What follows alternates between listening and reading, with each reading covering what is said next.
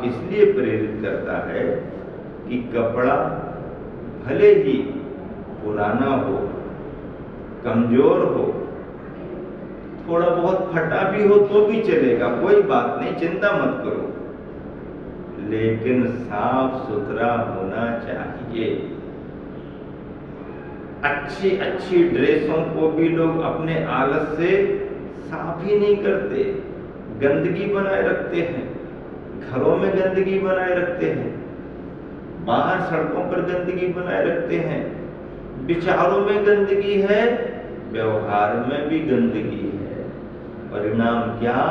वह स्वयं प्रदूषित हैं और दूसरों को भी प्रदूषित करते हैं। इस प्रदूषण से बचने के लिए स्वच्छता का अभियान जरूरी है। स्वच्छता का अभियान, विचारों की स्वच्छता भी होना चाहिए और बाहर के वातावरण की स्वच्छता भी होना चाहिए। मुनिजन जो जीवन में कभी स्नान भी नहीं करते हैं, स्नान के परित्यागी होते हैं, ऐसे मुनिजन स्वच्छता की मूर्ति जहाँ विराजमान हो जाते हैं, वहाँ का वातावरण भी अपने आप प्रशस्त लगने लगता है। एक गृहस्थ यदि बिना स्नान किए किसी के पूजा स्थल में पहुंच जाए, किसी के रसोई घर में पहुंच जाए, तो पूजा स्थल और रसोई घर भी अशुद्ध हो जाता है। वो गृहस्थ है, असंयम का संस्कार है उसमें, असंयम के उसके संस्कार ने पूजा के स्थल को भी अशुद्ध बना दिया, किसी के रसोई घर को भी अशुद्ध बना दिया, क्योंकि गृहस्थ अभी स्नान नहीं किए है, अशुद्ध है। लेकिन मुनिराज स्नान नहीं करते और किसी का पवित्र चौका है, शुद्धता से तैयार किया है, नहा धोकर के तैयार किया है, शुद्ध वस्त्र पहने हैं, पूजा का स्थल है, मंदिर है, पवित्र चौका तैयार किया है, और ऐसी जगह पर यदि मुनि महाराज ना पहुंचे तो भी सब कुछ पवित्रता होने के बाद उसे लगता आज तो हमारा चौका पवित्र ही नहीं हुआ। अरे पवित्र तो तुमने पहले से, शुद्ध तो पहले से बनाया, शुद्ध तो बनाया है, लेकिन महाराज के चरण नहीं पड़े इसलिए पवित्र नहीं लग रहा। और ऐसे स्नान व्रत के धारी मुनि महाराज मंदिर में किसी के चौके में यदि पहुंच जाए तो उसका वह स्थान पवित्र पवित्र माना जाने लगा। क्यों? क्योंकि भले स्नान से शुद्धि नहीं करते, पर तपस्वियों की शुद्धि उनके व्रत से, उनके संयम से, उनकी तपस्या के माध्यम से होती रहती है। मंत्रों के द्वारा उनकी शुद्धि होती है, मंत्र स्नान, मंत्र शुद्धि उनका जीवन होता है।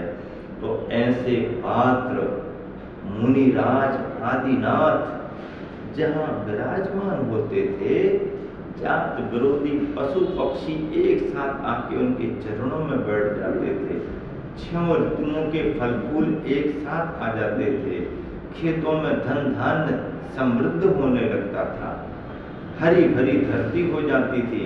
क्यों? क्योंकि ऐसे योगी राज के विचारों की पवित्रता थी। भावनाओं की पवित्रता प्रकृति पर भी प्रभाव डालती है। इसलिए बाहरी स्वच्छता के साथ साथ हमें अंदर की स्वच्छता पर भी ध्यान देना होगा। अंदर की स्वच्छता विचारों की स्वच्छता मानी जाती है। और हाइकू आचार्य श्री का कह रहा है, छोटा भले हो दर्पण मिले साफ, खुद को देखूं। छोटा ही सही, बड़ा ना सही तो ना सही, छोटा ही सही, छोटा सा दर्पण भी मिल गया तो बस उस दर्पण से, लेकिन शर्त एक है, चाहे छोटा हो चाहे बड़ा हो, दर्पण साफ सुथरा होना चाहिए। साफ सुथरा दर्पण होगा तो ही अपनी शकल सूरत को दिखा पाएगा। इसलिए छोटा भले हो दर्पण मिले साफ, खुद को देखूं, दर्पण को देखूं और दर्पण जैसा बनूं। दर्पण जैसा बनने की भावना से ही यह पुरुषार्थ किया जा रहा है। दर्पण सभी के लिए अपने अपने स्वरूप को दिखा देता है। दर्पण की विशेषता होती है, ज्ञान को भी दर्पण की तरह ही कहा जाता है। और ऐसे अक्षय तृतीया के पावन पर्व पर आदिनाथ भगवान राजा श्रेयांश के संदर्भों को सुनकर के आप सभी ने इस दिन को सार्थक और पवित्र किया है। निरंतरता इसी में है कि हम देवशास्त्र गुरु की भक्ति से जुड़ करके निरंतर अपने सम्यक दर्शन को विशुद्ध करें, जीवन को संयमित बनाएं और निरंतरता के रूप में स्वच्छता से जुड़ें। स्वच्छता से जुड़ेंगे तो स्वस्थता से जुड़ेंगे। स्वच्छ भारत, स्वस्थ भारत। हम बाहरी स्वच्छता पर भी ध्यान दें और अंतरंग से अपने विचारों की स्वच्छता पर भी ध्यान दें।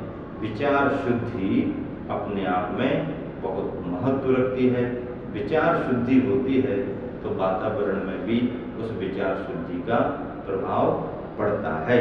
इसी शुभ भावना से समय आपका पूरा हुआ। विराम देता हूँ। महावीर भगवान की जय। श्री विद्यासागर जी महाराज की जय।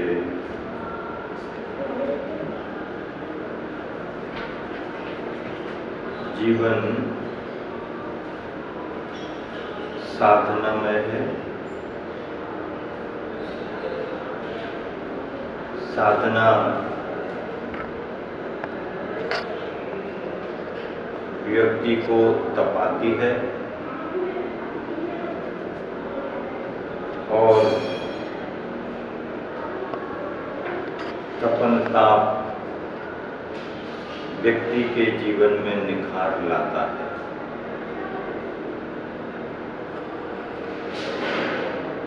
संतों का जीवन तपोवन का जीवन होता है।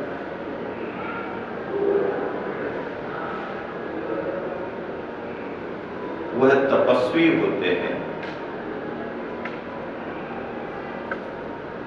तपस्या में तपना पड़ता है।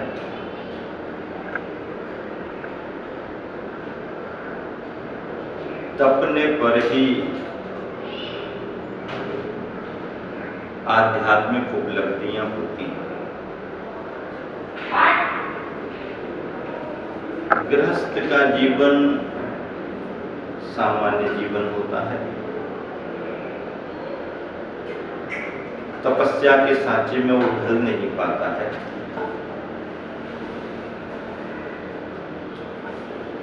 फिर भी यदि गृहस्थ घर में रहकर के भी यदि आदर्श बनना चाहता है और आदर्श बनने के लिए किसी आदर्श संहिता का पालन करता है तो उस गृहस्थ को भी हम घर में रहने वाला साधक कह सकते हैं। और घर में रहने वाले ऐसे साधक भी अपनी दिनचर्या के कारण, अपनी कुछ कठोर नियमावली के कारण तपस्वी जैसे दिखाई देने लगते हैं। और उन गृहस्थों में तपस्या के प्रति, तपस्वियों के प्रति, साधना के प्रति, साधुओं के प्रति श्रद्धा रहती है। 365 दिन ऐसा जीवन ना भी बना पाए तो कभी विशेष नियम वगैरह लेकर के भी साधना में अपने आप को लगाते हैं। ऐसे गृहस्थ भी आदर्श गृहस्थ मान लिए जाते हैं। और यदि घर के अंदर रह करके कोई ऐसा कर रहा है तो बाहर से समझ में नहीं आता, बाहर से तो गृहस्थ ही समझ में आता पर अंतरंग से किन किन नियमावलियों में वो ढला हुआ है ये सबको मालूम नहीं पड़ पाता।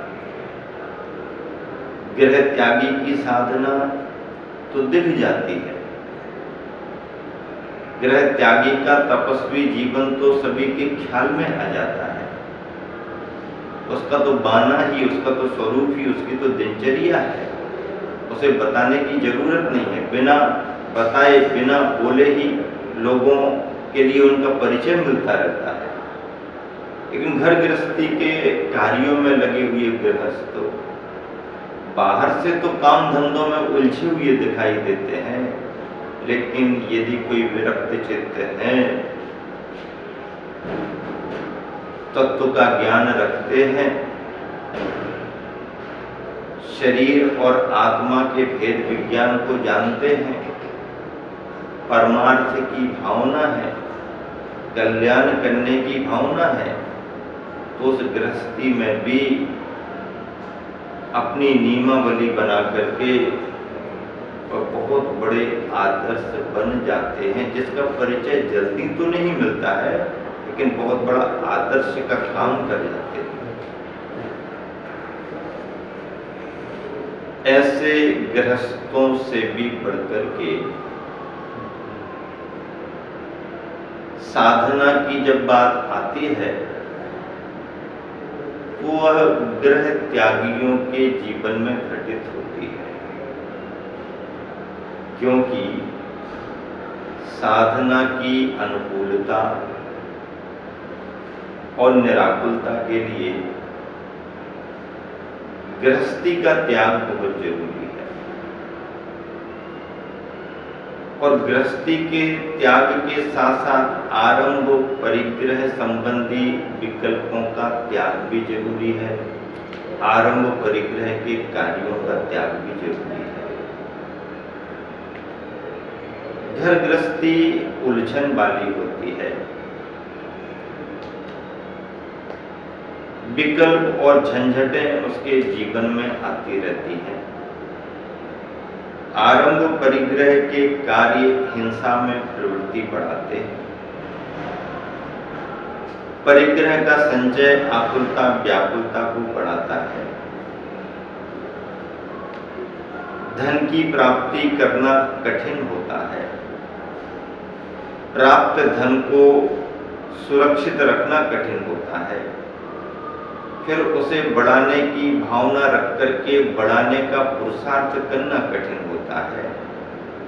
पैसे का संस्कार तो ऐसा संस्कार है, आता है तो भी हमारी नींद को हराम कर देता है, और जाता है तो भी हमारी नींद को हराम कर देता है। पैसे का आना भी हमारी शांति को भंग करता है, और आया हुआ पैसा चला जाए तो भी हमारी शांति भंग होती है। मतलब ये है, अर्थ का संबंध हमारे परमार्थ को बाधक बनता है, हमारे परमार्थ में बाधा पहुंचाता है। तो ऐसे अर्थ से और अर्थोपार्जन से बचने के लिए अर्थोपार्जन के कार्यों से भी बचना पड़ता है। अर्थोपार्जन के कार्यों में खेती भी आती है,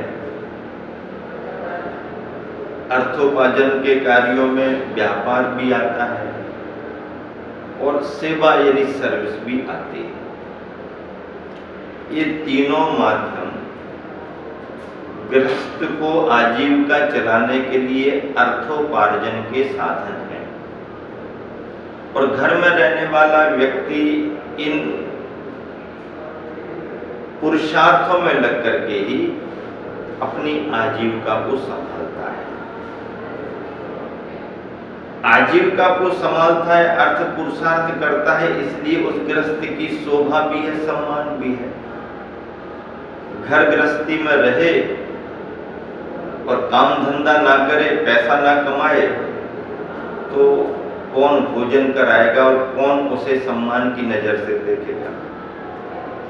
घर में कोई हो और पैसा ना हो तो उसकी शोभा नहीं, और ग्रह त्यागी बन गए और पैसे के चक्कर में लग गए तो उनकी भी कोई शोभा नहीं। घर में रहने वाले गृहस्थ की शोभा माया है, राग रंग, और ग्रह त्यागी साधक की शोभा है नग्न काया त्याग संग। गृहस्थ के पास कौड़ी नहीं है तो नीतिकार शास्त्र में कहते हैं कि वो गृहस्थ कौड़ी का भी नहीं। गृहस्थ होकर के भी एक कौड़ी भी यदि अर्थोपार्जन में नहीं आ पा रही तो गृहस्थ कौड़ी का नहीं, और ग्रह त्यागी होकर के यदि कौड़ी भी रखने का भाव करता है, रखता है कौड़ी भी, तो ग्रह त्यागी भी कौड़ी का नहीं। क्यों?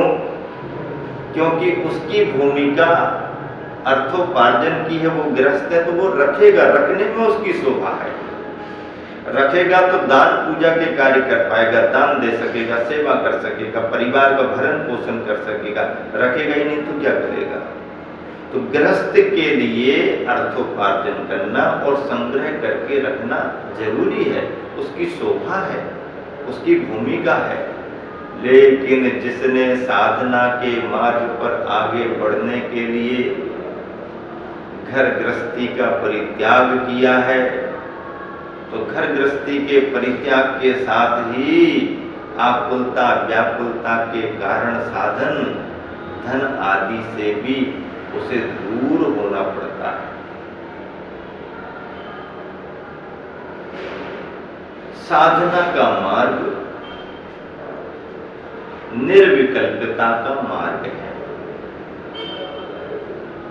कर्तव्य की दृष्टि से जो भी जितने कार्य किए जाते हैं वह भूमिका के अनुसार ठीक है, लेकिन लक्ष्य तो निर्विकल्पता का होता है। और जो साधक जितना ज्ञानवान, जितना तत्व का अभ्यासी अपने को साधना में ढाल लेता है, उस साधक का जीवन उतना निखरा हुआ माना जाता है।